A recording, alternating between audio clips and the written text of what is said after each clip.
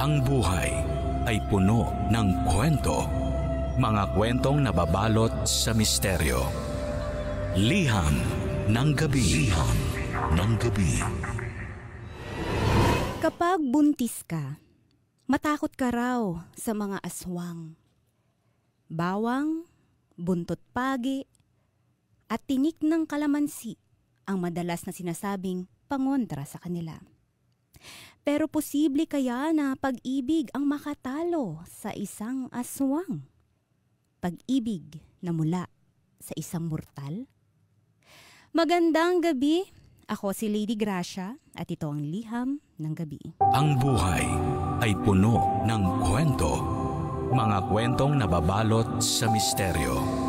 Huwag katakutan ang di nalalaman dahil pwede kang kilabutan kahit walang kababalaghan. Liham ng Gabi.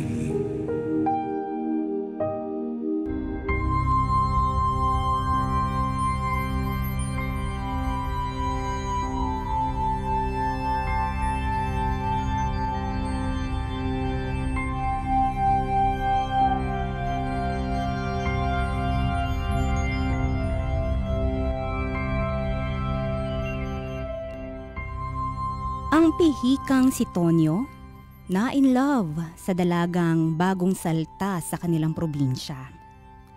Si Maria. Nabighani agad si Tonyo sa pagiging mahinhin, simple at maganda ni Maria. Niligawan niya ito at maswerteng napasagot naman niya ang dalaga. Pero ang napansin ni Tonyo, mailap si Maria sa mga personal niyang katanungan. Marami rin itong kaduda-dudang ginagawa.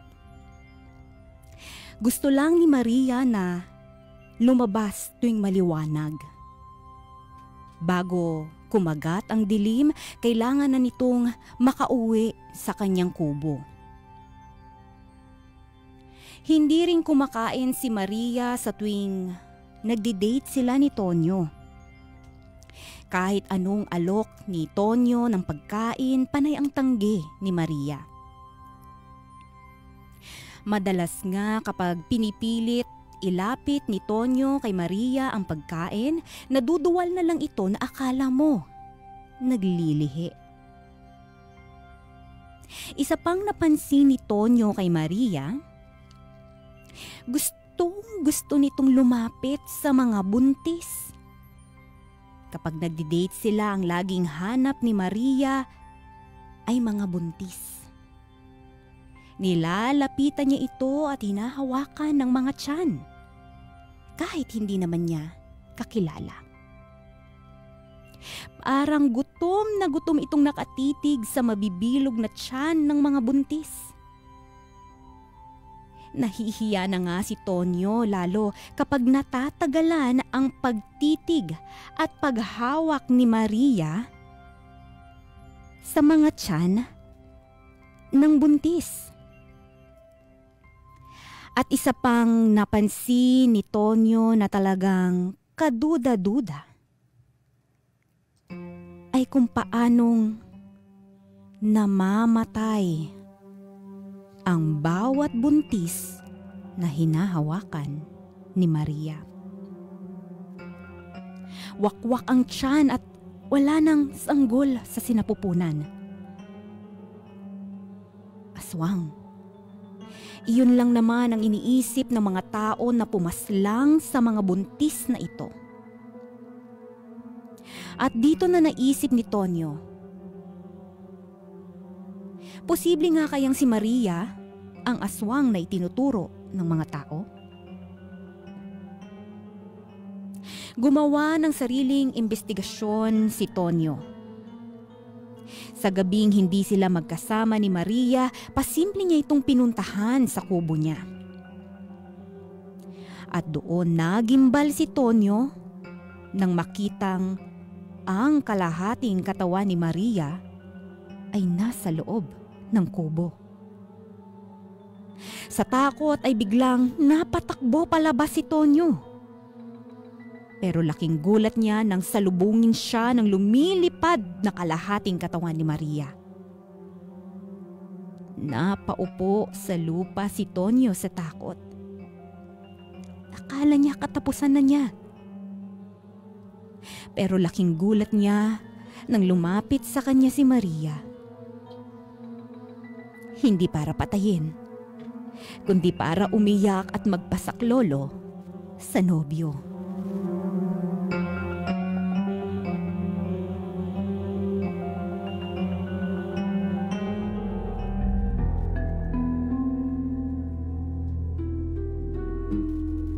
Isinumpa ako na maging isang aswang nung nagdalaga ako. Ito ang kapalit sa nagawang kasalanan ng nanay ko sa isang pinuno ng mga aswang, Tonyo. Umiiyak na paliwanag ni Maria. Normal na ulit itong tao pagsapit ng liwanag. Magkasama na sila sa loob ng kubo. Nawala na ang takot ni Tonyo. Naawa ito kay Maria. Hindi naman pala niya ginusto ang nangyari sa kanya. Tutulungan kitang mawala ang sumpa. Hahanap tayo ng paraan. Pero pakiusap, huwag ka na sanang pumatay pa ng mga buntis para hindi ka lalong manganib. Sagot ni Tonyo sa kanya. Tumango si Maria bilang pagpayag. Mula noon, tiniis ni Maria na kumain na lamang ng mga ligaw na hayop.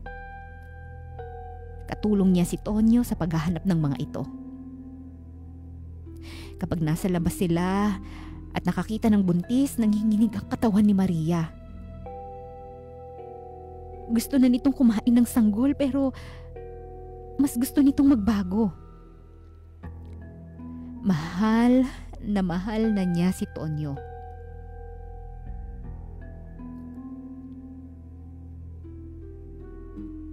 At hindi niya kayang mawala ang binata sa piling niya. At dahil nga hindi nakakakain si Maria ng mga sanggol, tuluyan na itong nanghina at naging matamlay.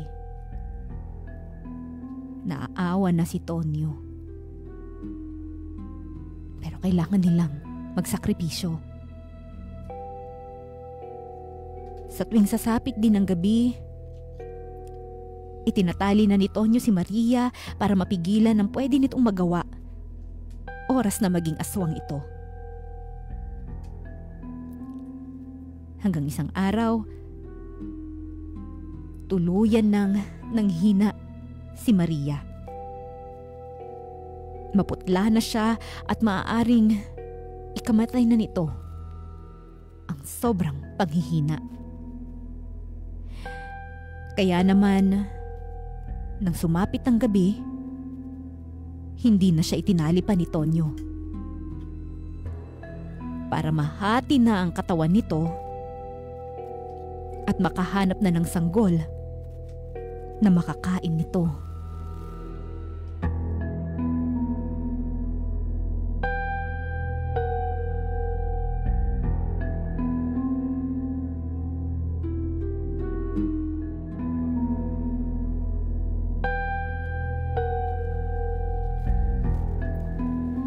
Lumipat ng ibang probinsya sina Tonyo at Maria.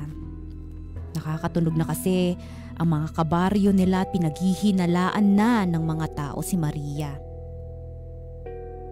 Siniguro rin ni Tonyo na maraming buntis sa lilipatan nilang lugar. Para siguradong may makain si Maria na sanggol na siyang magpapalakas sa kanya. At sa tuwing nakakahalata na ang mga tao sa paligid nila, agad silang aalis. Maghahanap ulit ng bagong lugar na pagtataguan nila. Ganun na ang naging ikot ng buhay nila. Nakakapagod. Lalo na para kay Tonyo. Pero mahal na mahal ni Tonyo si Maria.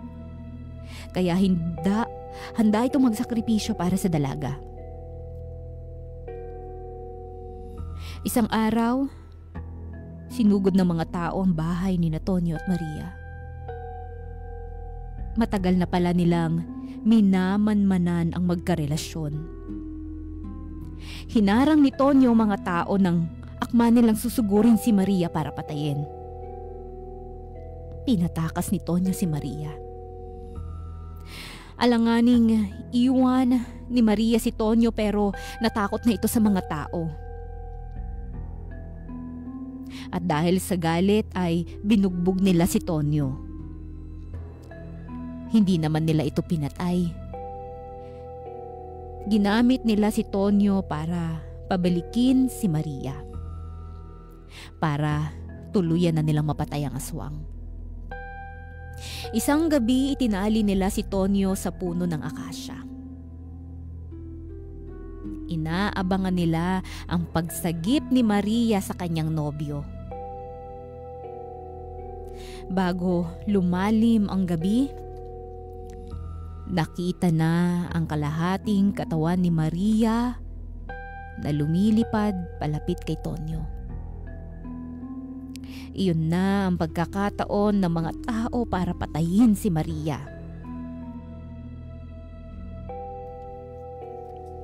Nahirapan si Maria na itakas si Tonyo dahil sa higpit ng pagkakatali nito sa puno ng akasya.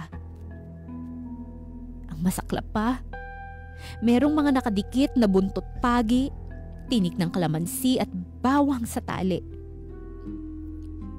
Hindi rin nakatulong ang mga taong sinasaktan siya gamit ang itak at apoy. Nanghihina na si Maria pero gusto niyang iligtas si Tonyo. Habang si Tonyo naman ay nasasaktan habang nakikita si Maria na nahihirapan. Tumakas ka na, Maria. Hayaan mo na ako rito. Umalis ka na. Nagmamakaawang sabi ni Tonyo. Umiling si Maria. Hindi niya pwedeng iwan si Tonyo. Kaya buong puwersa nitong kinalas ang tali kahit duguan na ang kanyang mga kamay mula sa mga nakadikit na buntot pagi, tinik ng kalamansi at bawang. Nang makalaya na si Tonyo, inaakay na nito si Maria para tumakas na sila pareho. Pero hindi sumunod si Maria.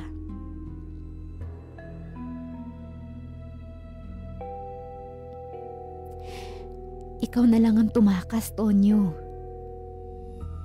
Ayoko nang palaging nagtatago. Pagod na ako. Pagod na rin ako makita kang nahihirapan dahil sa kalagayan ko. Nanghihinang sagot ni Maria at isinakripisyo nito ang sarili para maharangan ang mga tao at makatakas na si Tonyo. Umiiyak si Tonyo. Nag-aalangan na umalis. Ayaw niyang iwan si Maria pero itinataboy na siya ng dalaga. Lumayo ka na, Tonyo, parang awa mo na. Humanap ka ng babaeng hindi komplikado ang sitwasyon, hindi tulad ko. Umalis ka na.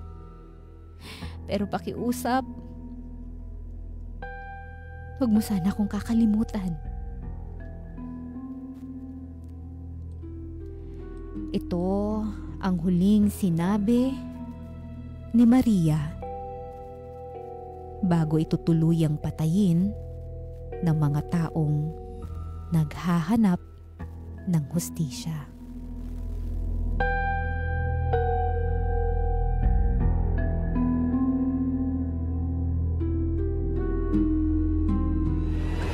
Liham ng gabi.